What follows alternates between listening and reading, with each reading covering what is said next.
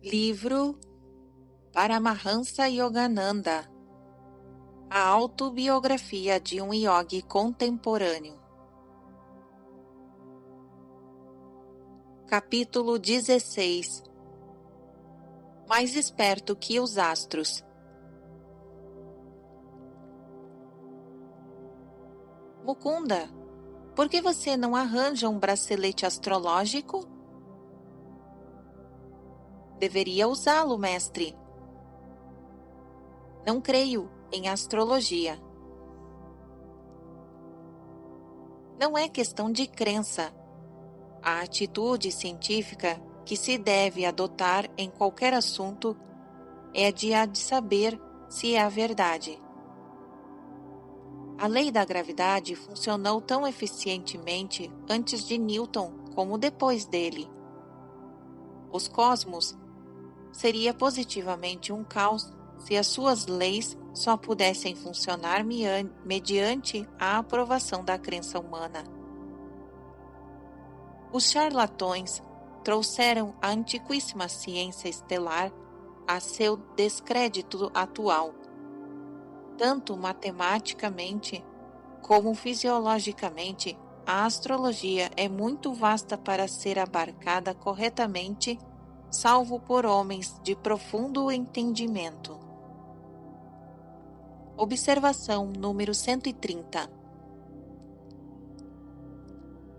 Referências astronômicas na literatura hindu da antiguidade permitiram aos eruditos fixar com segurança as épocas em que seus autores escreveram.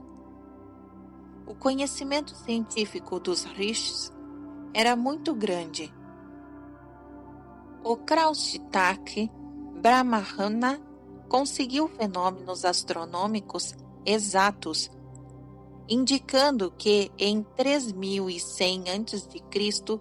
os hindus estavam muito adiantados em astronomia, a qual tinha o valor prático de determinar os tempos favoráveis às cerimônias astrológicas.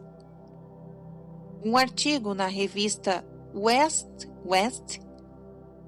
de fevereiro de 1934 assim se referiu a Jyotish, ou conjunto de tratados védicos da astronomia. Contém a tradição científica que manteve a Índia na vanguarda de todas as nações da antiguidade e dela a fez Meca dos buscadores de conhecimento. Brahmagupta, um dos livros de obliquidade da eclíptica, a forma esférica da Terra, a luz refletida da Lua, o movimento diário da rotação da Terra em redor de seu eixo, a presença de estrelas fixas na Via Láctea e a lei da gravitação e outros fatos científicos que só vieram à luz para o mundo ocidental no tempo de Copérnico e de Newton. Os chamados algarismos arábicos, de valor incalculável para o desenvolvimento da matemática no Ocidente, chegaram à Europa no século IX, trazidos pelos árabes, mas originários da Índia, onde aquele sistema de notação fora formulado na antiguidade. Maiores esclarecimentos sobre a vasta herança científica da Índia pode ser encontrados em Histórias de Química Hindu, de Sir P. C. Roy, em Ciências Positivas dos Antigos Hindus, de B. N.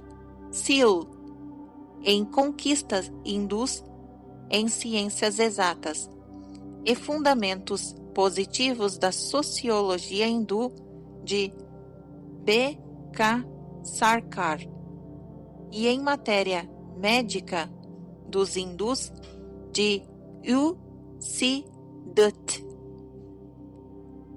Fim da observação número 130. Continuação da narrativa. Se os ignorantes leem erradamente o céu e ali enxergam rabiscos em vez de uma escrita, isso é de se esperar neste mundo imperfeito. Não se deve prescindir da sabedoria ao dispensar os pretensos sábios. E meu guru continuou: todas as partes do mundo criado estão ligados entre si e permutam suas influências. O ritmo equilibrado do universo tem sua raiz na reciprocidade. O homem, em seu aspecto mortal, tem de combater dois grupos de forças. Primeiro, os tumultos internos do ser, causados pela mistura da terra, água, fogo e ar, e elementos etéreos. Segundo, os poderes externos e desintegradores da natureza. Enquanto o homem luta com sua mortalidade, ele é afetado por miríades de mutações do céu e da terra. Astrologia é o estudo das reações do homem aos estímulos planetários. Os astros não têm qualquer benevolência ou aversão consciente. Eles meramente enviam radiações positivas ou negativas. Por si só, não ajudam nem prejudicam a humanidade, mas oferecem um canal lícito para que se manifeste o equilíbrio das causas e efeitos que no passado cada homem pôs em movimento. Uma criança nasce no dia e hora exatos em que os raios celestes estão em harmonia matemática com seu karma individual. Seu horóscopo é um retrato desafiante, revelando seu passado inalterável e os resultados prováveis de seu futuro. Corretamente, porém, o mapa natalício só pode ser interpretado por homens de sabedoria intuitiva. Estes são poucos. A mensagem audaz e heraldicalmente proclamada através dos céus, no momento do nascimento, não tem a intenção de dar ênfase ao destino, o resultado do bem e do mal pretéritos, mas o de despertar a vontade humana de escapar de seu cativeiro universal. O que o homem fez, ele pode desfazer. Ninguém, além dele mesmo, foi o instigador das causas cujos efeitos agora prevalecem em sua vida. Ele pode transcender qualquer limitação, em primeiro lugar, porque a criou com as próprias ações, e em segundo lugar, porque possui recursos espirituais que não estão sujeitos à pressão planetária. O medo supersticioso à astrologia produz autômatos dependentes como escravos de guia mecânica. O homem sábio derrota seus planetas, isto é, seu passado, transferindo sua fidelidade da criação do Criador. Quanto mais efetua sua unidade com o espírito, menos pode ser dominado pela matéria. A alma é sempre livre, é imortal, porque não tem nascimento. Não pode ser regida pelos astros. O homem é uma alma e tem um corpo. Quando situa apropriadamente o seu senso de identidade, deixa para trás todos os padrões compulsórios. Enquanto permanecer confuso em seu estado ordinário de amnésia espiritual, experimentará os grilhões insidiosos da lei do ambiente. Deus é harmonia. O devoto que com ele sintoniza nunca realiza uma ação errônea. Suas atividades concordarão com o cronômetro natural e exato da lei astrológica. Após a meditação e a prece profundas, ele está em contato com sua consciência divina. Não há poder maior que esta proteção interior. Então, querido mestre, por que deseja que eu use uma pulseira astrológica? Arrisquei esta pergunta depois de um longo silêncio. Eu tentara assimilar a nobre exposição de Siri Uxterhar, a qual continha ideias muito novas para mim. Só quando um viajante atingiu sua mente é que se justifica o abandono de seus mapas. Durante a jornada, ele se aproveita de qualquer atalho conveniente. Os rishis antigos descobriram muitos meios de encurtar o período de exílio do homem no mundo ilusório. Existem certas engrenagens na lei do karma que podem ser habilmente ajustadas pelos dedos da sabedoria. Todos os males humanos se originam de alguma transgressão da lei universal. As Escrituras salientam que o homem deve satisfazer as leis da natureza sem descrever simultaneamente da onipotência divina. Ele deveria dizer: Senhor, confio em ti e sei que tu me podes ajudar, mas envidarei todos os esforços para reparar qualquer mal que tenha cometido.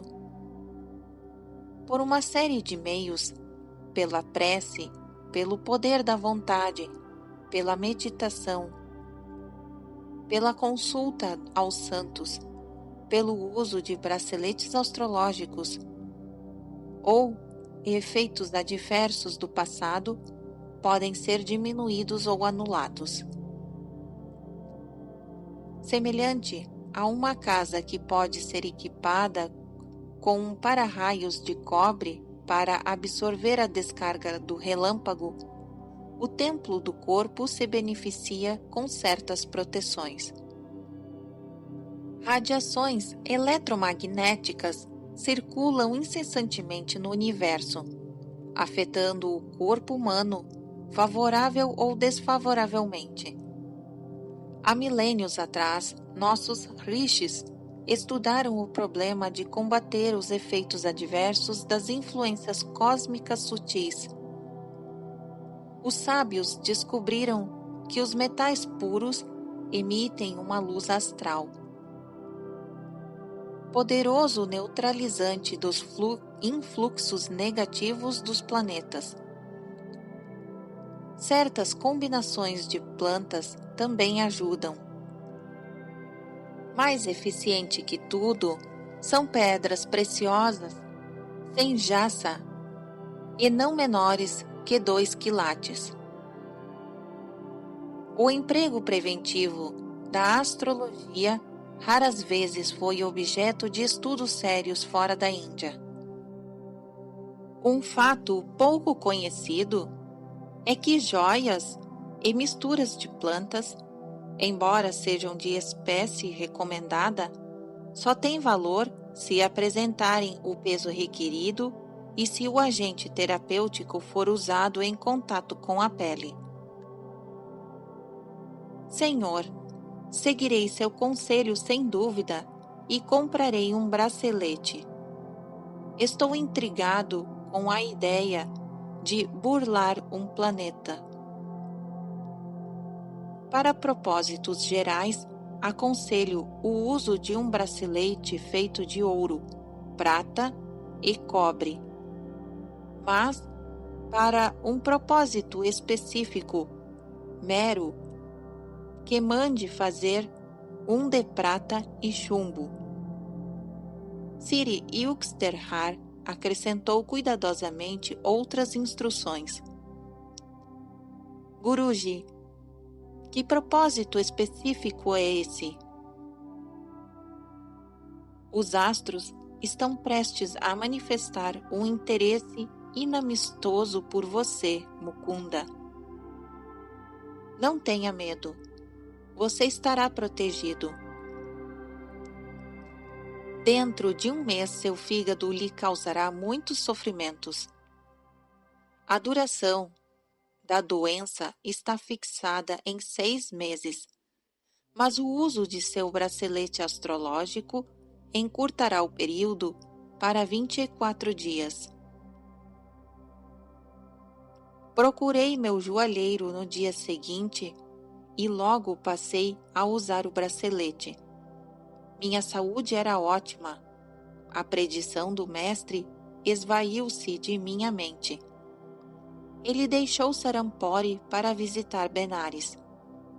30 dias após nossa conversação, senti uma dor repentina na região do fígado. As semanas seguintes foram um pesadelo de tortura e martírios.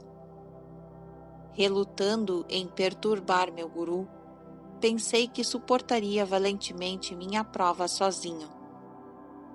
23 dias de suplício, porém, debilitaram minha resolução.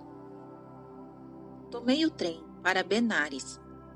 Ali, Sir Yuxterhar cumprimentou-me com um inusitado calor, mas não me deu oportunidade de lhe contar meus infortúnios em particular.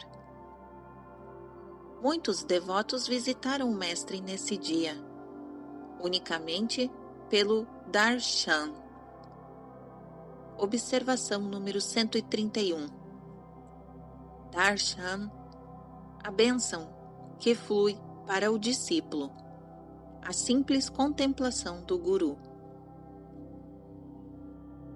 Fim da observação número 131, continuação da narrativa. Enfermo e negligenciado, sentei-me num canto. Só depois da refeição da noite é que os hóspedes todos partiram. Meu guru chamou-me à sacada octagonal da casa. Você deve ter vindo por causa de sua doença do fígado. Sir Yuxterhar desviava de mim os seus olhos. Ele caminhava de um lado para o outro, às vezes interceptando o luar. Deixe-me ver. Você está doente há 24 dias, não é assim? Sim, senhor. Faça o exercício de estômago que lhe ensinei. Se soubesse a imensidão de meu sofrimento, mestre, não exigiria exercícios de mim. Não obstante, fiz uma débil tentativa para obedecê-lo. Você diz que sente dor. Afirmo que você não tem nenhuma. Como existir esta contradição? Meu guru fixou em mim seus olhos interrogativos. Fiquei deslumbrado e a seguir inteiramente possuído de alívio e de júbilo. Não mais sentia o tormento contínuo que me conservara quase sem dormir durante semanas. As palavras de Sir Yuxterhar, a agonia, desapareceu, como se nunca tivesse existido. Fiz menção de ajoelhar-me a seus pés em agradecimento, mas ele rapidamente me impediu. Não seja infantil. Levante-se e admire a beleza da luz sobre o Ganges. Os olhos do mestre, porém, cintilavam felizes enquanto, em silêncio, eu me mantinha de pé ao seu lado. Compreendi por sua atitude que ele desejava que eu sentisse não ter sido ele, mas Deus, quem me curara. Até hoje, uso o pesado bracelete de prata e chumbo. um momento daquele dia, de um tempo distante, e sempre evocando com carinho quando mais uma vez descobri estar vivendo com um personagem verdadeiramente sobre-humano. Em ocasiões posteriores, ao trazer meus amigos a Sirius-Terrar para que os curassem, ele invariavelmente recomendava as joias ou o bracelete, enaltecendo seu uso com um ato de sabedoria astrológica. Observação número 132. Veremos sobre isso no capítulo 25. Continuação da narrativa. Eu tinha preconceitos contra a astrologia desde a infância, em parte porque observara que muitas pessoas se prendem a ela servilmente, e em parte devido a uma predição feita pelo astrólogo de minha família. 3 vezes casará, ficando viúvo 2 vezes.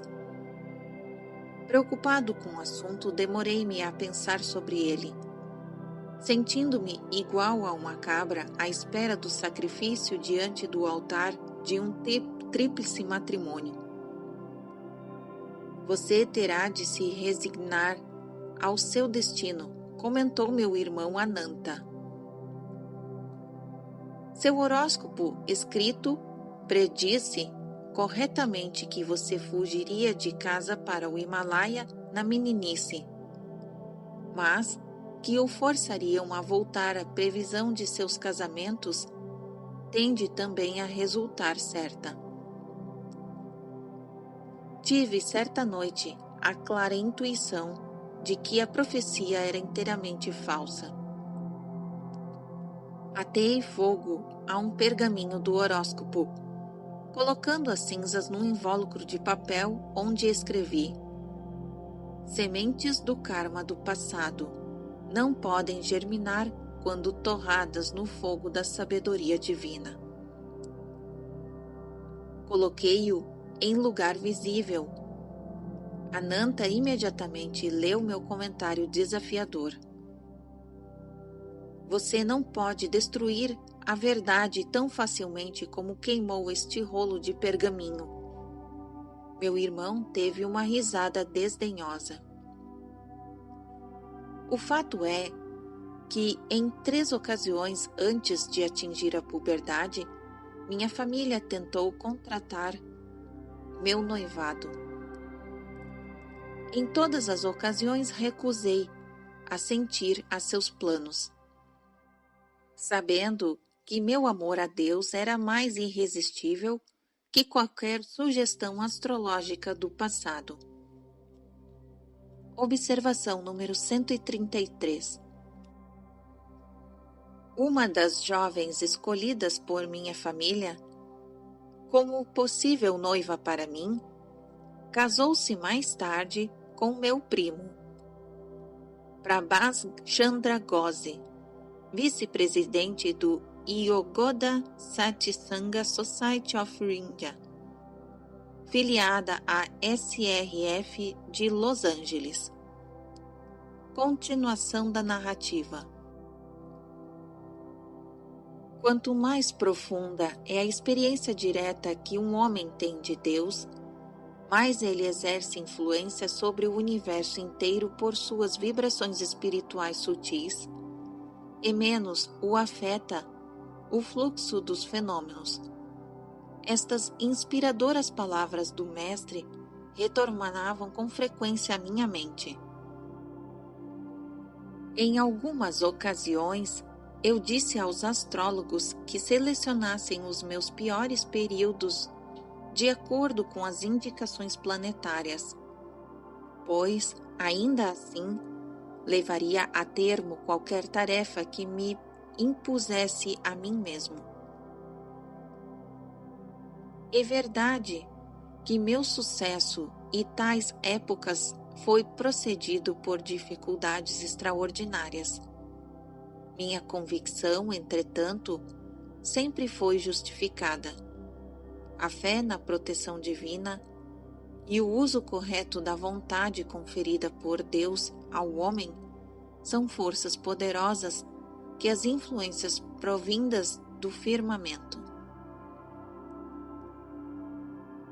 Vim a compreender que a inscrição dos astros à hora do nascimento não significa que o homem seja um fantoche de seu passado. A mensagem deles é, antes um acicate ao orgulho, o próprio céu procura despertar o propósito humano de ser livre de toda limitação. Deus criou cada homem como alma, dotado de individualidade e, portanto, essencial à estrutura do universo, seja no papel temporário de coluna ou de parasita. Sua liberdade é final e imediata, se assim o quiser. Não depende de vitórias externas, mas internas. Sir Yuxterhar descobriu a aplicação matemática à nossa era atual, de um ciclo equinocial de 2.400 anos. Observação número 134. Estes ciclos são explicados na primeira parte do livro de Sir Yuxterhar, A Ciência Sagrada, edição de SRF Los Angeles. Continuação da narrativa. O ciclo divide-se em um arco ascendente e outro descendente, cada um com 12.000 anos. Cada arco abrange 4 yugas ou idades chamadas Kafi, Dwapara, Treta e Satya.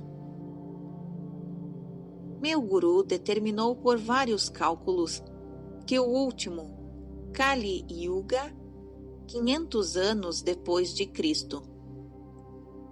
A Idade de Ferro, com a duração de 1.200 anos. Foi um período de materialismo. Terminou cerca de 1.700 anos depois de Cristo. Esse ano deu início ao Dwapara Yuga, uma etapa de 2.400 anos de desenvolvimento elétrico e atômico. A época do telégrafo, rádio, aviões e outros anuladores do espaço. Trem Yuga, Idade de Prata, de 3.600 anos, começará em 4.100 de nossa era. Este período se concretizará pelo conhecimento generalizado das comunicações telepáticas e de outros aniquiladores do tempo. Durante os 4.800 anos de Satya Yuga, última época no arco ascendente da inteligência do homem, estando supremamente desenvolvida, trabalhará em harmonia com o plano divino. Um arco descendente de 1.200 anos a iniciar-se com a Idade de Ouro descendente de 4.800 anos, principiará então para o mundo em 12.500 AD. O homem gradualmente mergulhará na ignorância. Estes ciclos são as rodas eternas de Mava, os contrastes e relatividades de mundos e fenômenos. Observação número 135. As escrituras hindus situam a época atual do mundo dentro de Kali Yuga, de um ciclo universal incomparavelmente mais longo que o simples ciclo equinocial de 24.000 anos, a que Sir Yuxterhar se refere. O ciclo universal das Escrituras tem a extensão de 4 bilhões e 300 milhões de anos e equivale a um dia de criação ou o tempo de uma vida atribuído ao nosso sistema planetário em sua forma presente. Estas vastas cifras, calculadas pelos rishis, baseia-se na relação entre a duração do ano solar e um múltiplo de π, em relação entre a conferência e o diâmetro do círculo. A duração de vida para todo um universo, segundo os antigos videntes, é de 314 trilhões de anos e 159 bilhões de anos solares, ou uma idade de Brahma. As escrituras hindus declaram que um planeta como o nosso é dissolvido por uma destas duas razões. Os habitantes em conjunto ou se tornam completamente bons ou completamente maus. A mente do planeta gera, desse modo, um poder que liberta os átomos cativos, cuja permanência juntos formavam um corpo no firmamento. Publicam-se horrendos prognósticos em certas ocasiões sobre um eminente fim do mundo. Os ciclos planetários, entretanto, sucedem-se em ordem de acordo com um plano divino. Nenhuma desintegração da Terra ocorrerá de imediato. Nosso planeta ainda tem pela frente, em sua forma atual, numerosos ciclos equinociais, ascendentes e descendentes. Fim da observação número 135. Continuação da narrativa. Os homens, um por um, escapam à prisão da dualidade do universo criado à medida que despertam para a consciência de sua divina unidade, a de criaturas inseparáveis do Criador. O mestre ampliou minha compreensão, não só da astrologia, mas também das escrituras do mundo. Colocando os textos sagrados na mesa imaculada de sua mente, ele era capaz de dissecá-los com o escalpelo de seu raciocínio intuitivo e distinguir entre os erros e interpolações dos eruditos e as verdades tais como os profetas as expuseram pela primeira vez. Fixa os olhos na ponta do nariz. Esta interpretação inexata de Bhagavad Gita, amplamente aceita por eruditos orientais e tradutores ocidentais, costumava suscitar divertida crítica do mestre. Observação número 136. Trecho do Bhagavad Gita, capítulo 6, versículo 13. Continuação da narrativa. A senda do yogi já é bastante singular, comentava ele. Por que aconselhá-lo também a fazer-se vesgo? O verdadeiro significado de Nasikagram é o começo do nariz, e não o término do nariz. Este tem origem no ponto entre as sobrancelhas, sede da visão espiritual. Observação 137. A candeia do corpo é o olho. Logo, se teu olho for único, todo o teu corpo será luminoso. Se, porém, for mau, também teu corpo será tenebroso. Cuida, pois, de que a luz que está em ti não seja trevas. Lucas 11, versículos 34 e 35, notas do autor. Na Bíblia, em inglês, lê-se Single Way e Evil Way. Versões latinas e neolatinas da Bíblia habituaram o leitor a uma interpretação moral desse versículo, traduzindo olho único por olho simples, inocente moral, e olho mau ganhou o sentido de tenebroso, perverso, imoral. Entretanto, olho único refere-se ao olho ímpar na testa, único que permite ver o corpo luminoso ou astral do homem, corpo a que se refere, aliás, o resto da frase do evangelista. Olho mau é o que pouco vê ou nada vê, menção aos dois olhos físicos sob a testa, improfícuos por só enxergarem o mundo físico de 3 dimensões, cegos para mais refinadas frequências vibratórias. Fim da observação número 137, continuação da narrativa. Um aforismo Shankaya afirma. Observação número 138.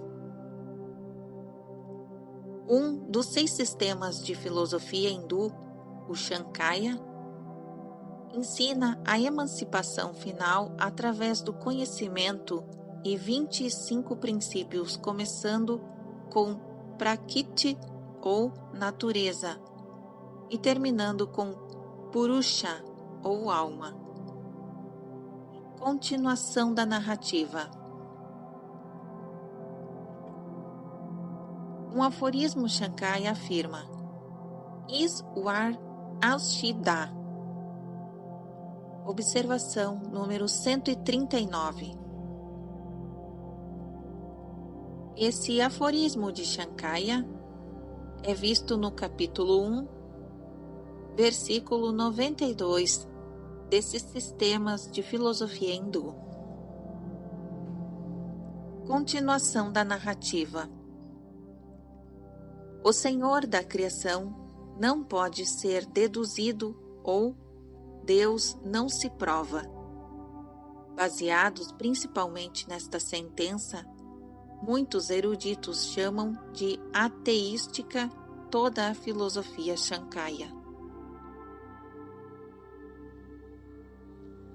Este verso não é ateístico, explicou Sri Yukteswar.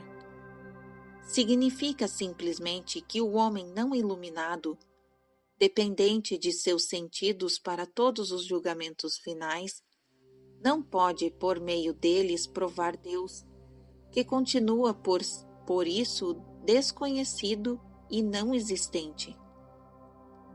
Os verdadeiros adeptos de Shankaya, com imperturbável percepção interior, nascida na meditação, compreendem que o Senhor é existente e cognoscível. O mestre explicava a Bíblia cristã com admirável clareza. Foi de meu guru indiano, desconhecido para a cristandade, que aprendi a perceber a essência imortal da Bíblia e a compreender a verdade na afirmação de Cristo. Certamente a mais emocionante e intransigente que já se pronunciou. Passarão o céu e a terra, mas minhas palavras não passarão. Observação número 140. trecho da Bíblia em Mateus, capítulo 24, versículo 35. Continuação da narrativa. Os grandes mestres da Índia modelam suas vidas pelos mesmos ideais divinos que animaram Jesus. Estes homens pertencem à proclamada família. Quem fizer a vontade de meu Pai, que está no céu, é meu irmão, minha irmã, minha mãe. Observação número 141. Passagem da Bíblia em Mateus, capítulo 12, versículo 50. Continuação da narrativa. Se preservardes em minha palavra, salientou o Cristo, então sereis meus discípulos e conhecereis a verdade, e a verdade vos libertará. Observação número 142. João 8, versículos 31 e 32.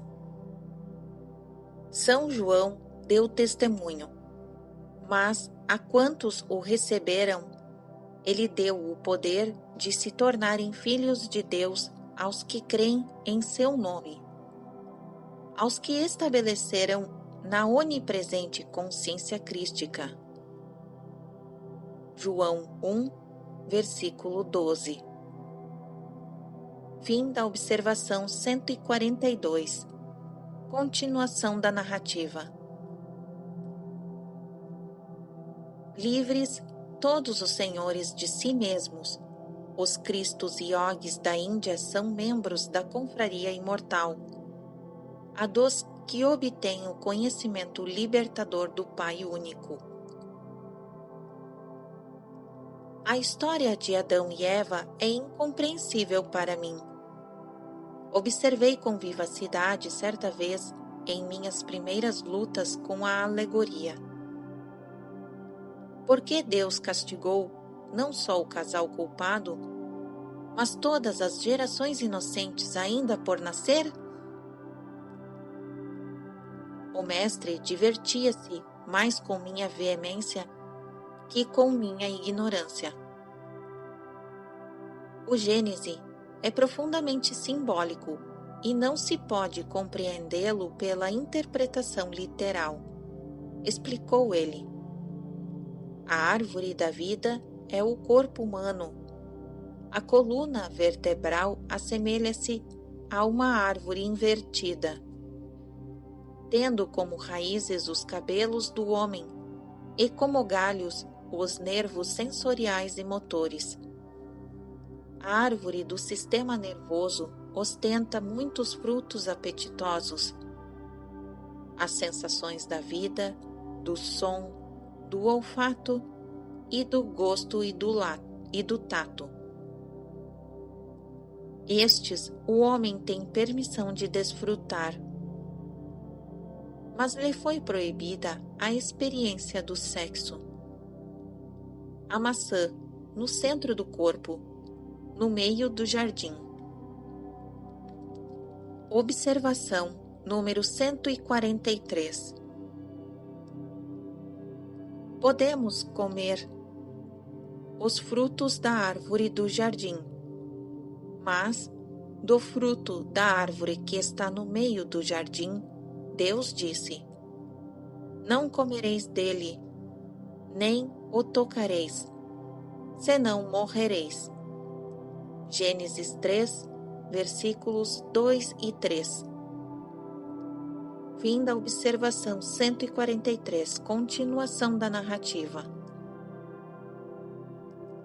A serpente representa a energia enrolada na base da espinha, a que estimula os nervos sexuais. Adão é a razão, Eva é o sentimento. Quando o impulso sexual subjuga a emoção ou a consciência de Eva em qualquer ser humano, sua razão ou Adão também sucumbe. Observação número 144. A mulher que me deste por companheira deu-me da árvore e eu comi. A mulher disse: a serpente me enganou e eu comi. Gênesis 3, versículos 12 e 13. Fim da observação 144, continuação da narrativa. Deus criou a espécie humana, materializando os corpos do homem e da mulher pela potência de sua vontade. Ele dotou a nova espécie com o poder de criar filhos de identidade, maneira imaculada ou divina. Observação 145. Assim, Deus criou o homem à sua própria imagem. A imagem de Deus o criou. Criou os homens e mulher. E Deus os abençoou e lhes disse: crescei e multiplicai-vos, e povoai a terra, e dominai-a. Gênesis 1, versículos 27 e 28. Fim da observação 145. Continuação da narrativa. Até ali, ao manifestar como alma individualizada, Deus se limitara aos animais rígidos pelo instinto e desprovidos das potencialidades da razão plena. Então fez os primeiros corpos humanos, simbolicamente chamados Adão e Eva. Para estes corpos, a fim de prosseguirem vantajosamente na evolução ascensional, ele transferiu as almas ou a essência divina de 2 animais. Observação 146. E o Senhor Deus formou o homem do barro da terra e soprou-lhe às narinas o hálito da vida. E o homem tornou-se uma alma vivente. Gênesis 2, versículo 7. Fim da observação 146. Continuação na narrativa. Em Adão, ou homem, a razão predominou. Em Eva, ou mulher, o sentimento prevaleceu. Assim se manifestou a dualidade, ou polaridade, subjacente ao mundo dos fenômenos. Razão e sentimento permanecem no paraíso da alegria cooperativa, enquanto a mente humana não é iludida pela energia serpentina das propensões animais. Observação número 147. Mas a serpente, força sexual, era mais sutil que qualquer animal do campo, qualquer outro sentido do corpo. Gênesis 3, versículo 1. Fim da observação 147. Continuação da narrativa. O corpo humano, portanto, não resultou da evolução dos corpos animais.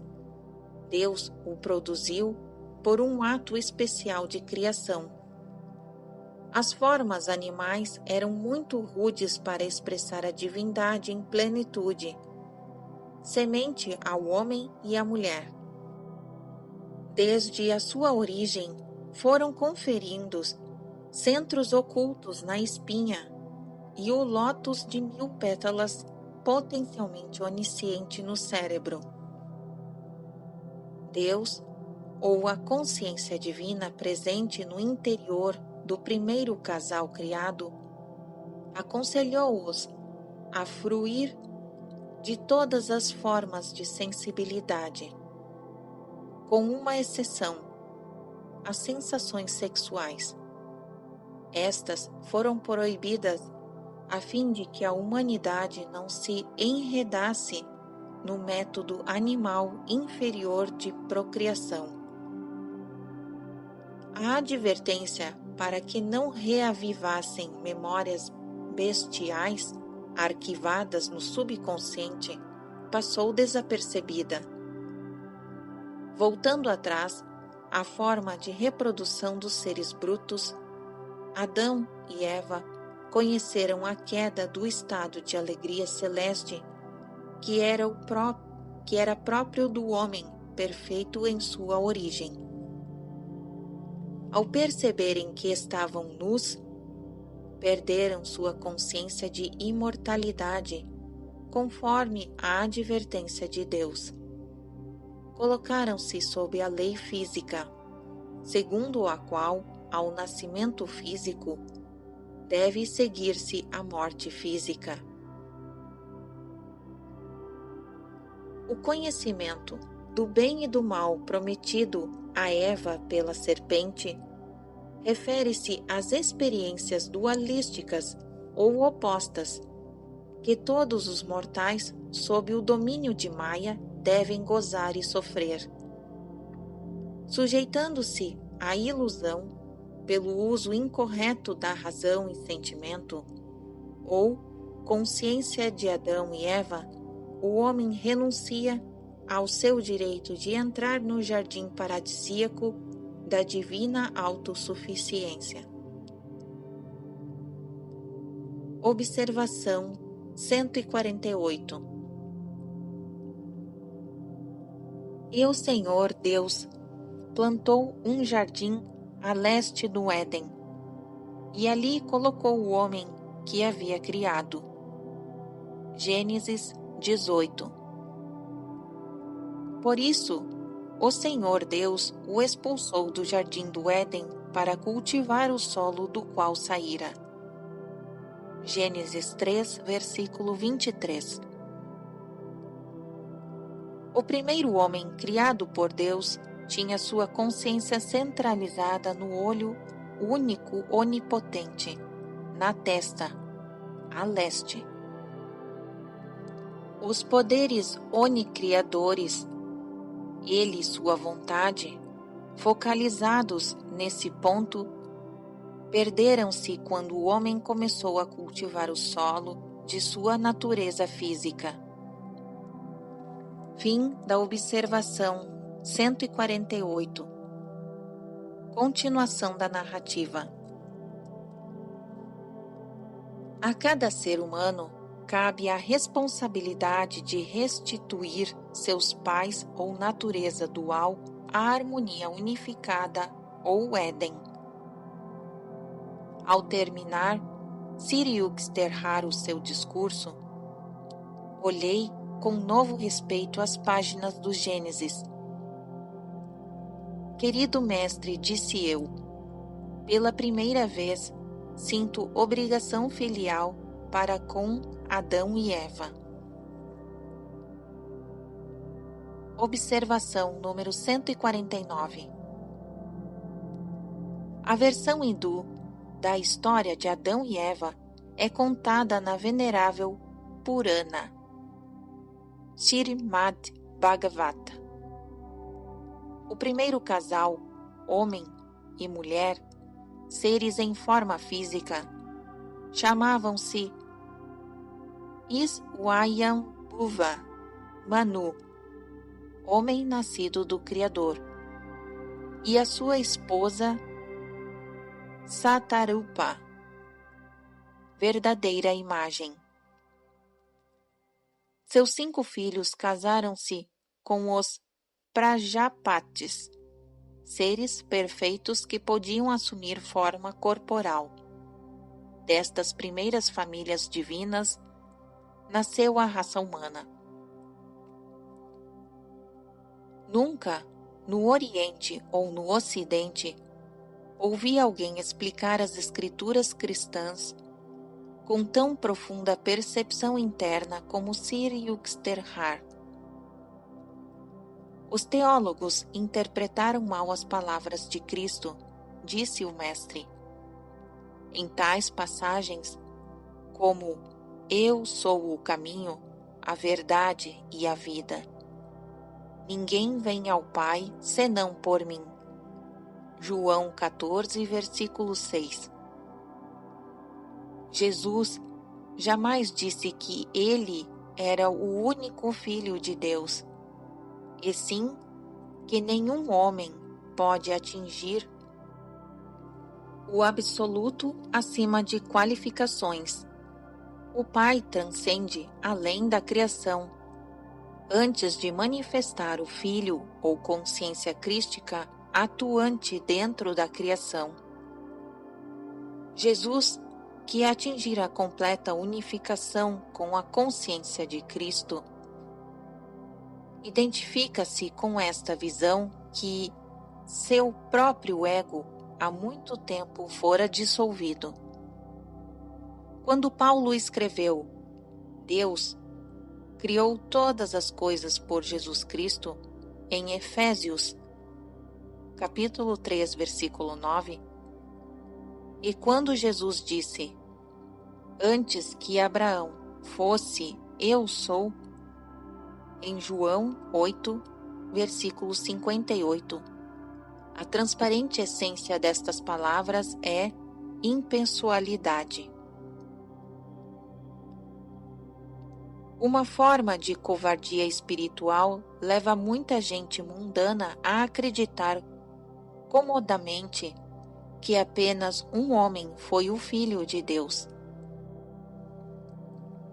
Cristo foi singularmente criado.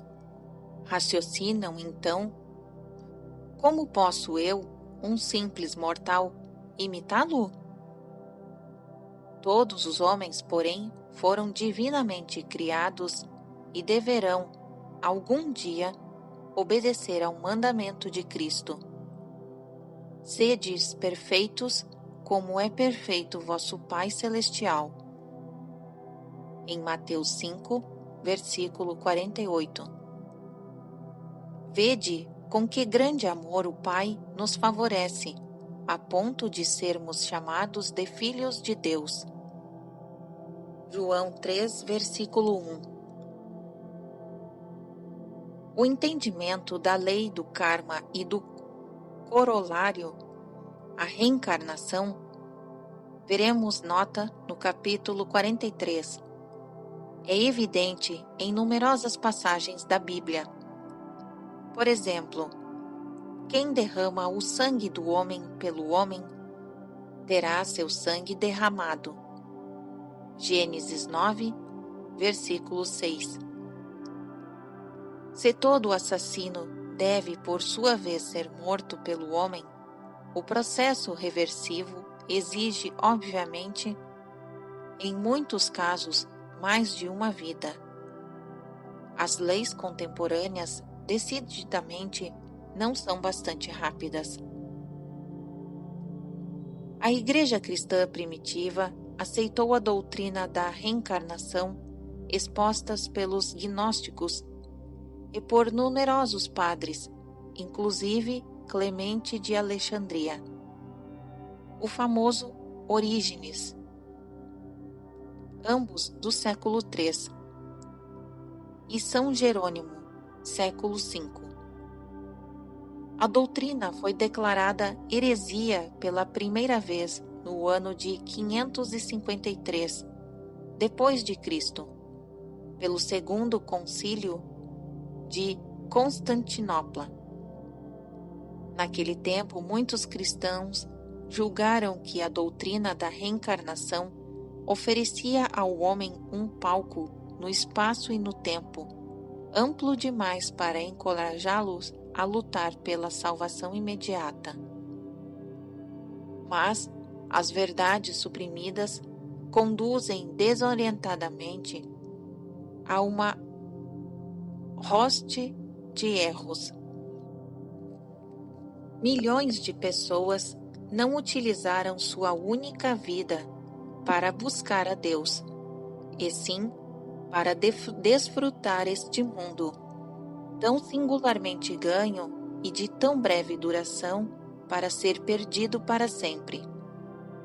A verdade é que o homem se reencarna na Terra até reconquistar conscientemente seu status como filho de Deus. Fim da observação número 149. Continuação da narrativa.